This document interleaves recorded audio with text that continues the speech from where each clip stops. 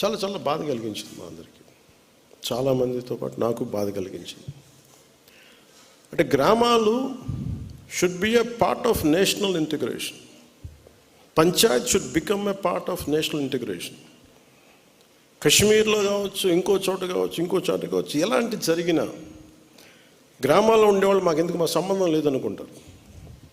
గ్రామాలు రాజకీయాలకు కావచ్చు, పొలిటికల్ పార్టీస్కి కావచ్చు, కులాలకు కావచ్చు, వర్గాలకు కావచ్చు, దానికి ఫౌండేషన్ కింద కాకుండా జాతీయ సమగ్రతకి పట్టుకొమ్మల వాళ్ళు పంచాయతీలు. అంటే ఇది మీకు ఎక్కడ ఏమైనా కానీ, ఎందుకంటే ప్రతి గ్రామం నుంచి ఎక్కడో చోట వస్తారు. ఎక్కడో శ్రీకాకుళంలో అత్యధికంగా ఉన్న ఒక పంచాయతీ నుంచిలో అత్యధికంగా సోల్జర్స్ వెళ్తారు అక్కడి నుంచి, ఒక పంచాయతీ నుంచి ప్రత్యేకించి.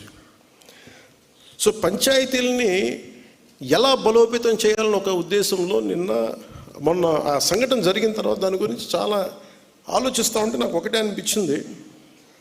ఒక రాజకీయ నాయకుడు ఊరు లేదు, పేరు లేదు, ఉండదు, వాళ్ళ కుటుంబానికి తెలియచ్చు, కానీ ఆయన విగ్రహాలు పెట్టేస్తారు. ఏదన్నా విగ్రహాలు పోతే గోల్ చేసేస్తారు. కానీ ఏ దేశం అయితే మనకు ఆధారం ఇచ్చిందో, ఏ దేశం అయితే నీకు భారతీయుడని ఉనికి ఇచ్చిందో, ఆ భారతదేశాన్ని స్మరించుకునే ఒక ఏ చిహ్నం లేదు, ఎలాంటి చిహ్నం ఉండదు, గుర్తుండదు. అందుకని నేను ఈరోజు నా ప్రతిపాదన ఉన్నతాధికారులందరికీ, శశిభూషణ్ గారికి కానీ, ఇక్కడున్న కమిషనర్ గారికి కానీ, అందరికీ అందరికీ ప్రతి పంచాయతీలో జాతీయ సమగ్రత ప్రాంగణం అనేది చాలా చాలా అవసరం. దాంట్లో జాతీయ సమగ్రత స్తూపం.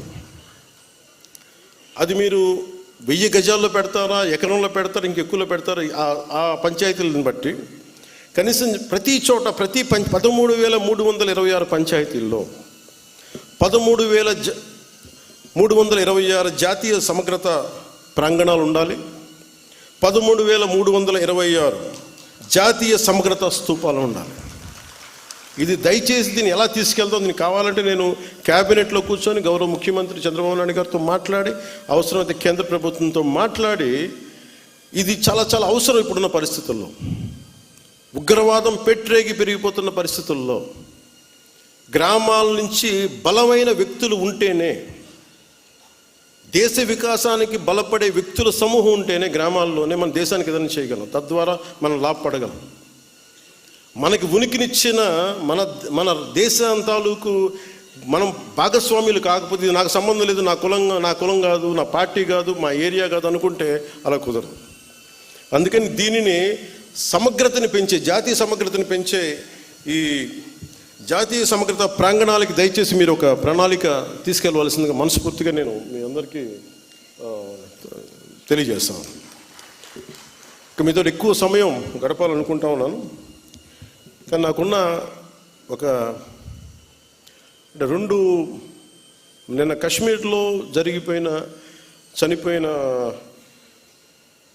వ్యక్తుల్లో మన ఆంధ్రప్రదేశ్ చెందిన వాళ్ళు 2 ఉన్నారు. ఈ బాధ్యతలు నేను కూడా వెళ్ళి వారి క్రిమేషన్లో, వారికి దహన కార్యక్రమాల్లో పాల్గొనాలని నిర్ణయించబడింది. అందువల్ల దానికి బయలుదేరుతున్నాను. లేదంటే కనీసం మీతోటి మీ అందరి కూర్చొని ఉండేవాడిని ఎక్కువసేపు. కాకపోతే నాకు ఇంకా ఏ ఫ్లైట్ ఏం లేదు ఎక్కడికి వెళ్ళడానికి, దారిలోనే వెళ్ళాలి 200 కిలోమీటర్లు ఇక్కడి నుంచి. అందుకని ఇప్పుడు వెళ్తే కనీసం 3:30 కల్లా చేరుకుంటానని ఆశాభావంతో నేను ముందుకు వెళ్ళాల్సి వస్తుంది. అలాగే వైజాగ్లో ఎవరైతే చంపబడ్డారో ఉగ్రవాదుల దాడిలో, వారి క్రిమేషన్ కూడా వెళ్ళాలని నిర్ణయించడం అయింది. అందువల్ల ఈ 2టికి వెళ్ళాల్సింది కాబట్టి నాకు సెలవు ఇప్పించవలసిందిగా మీ అందరికీ మనస్ఫూర్తిగా కోరుకుంటున్నాను.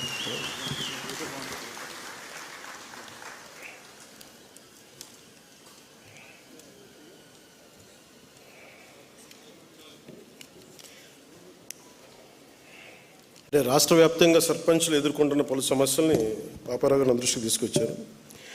ఆంధ్రప్రదేశ్ గత ప్రభుత్వం 5వ ఆర్థిక సంఘాన్ని ఏర్పాటు చేసి రాష్ట్రంలో గ్రామ పంచాయతీ 4 సంవత్సరాలుగా రావాల్సిన నిధుల్ని బదిలీ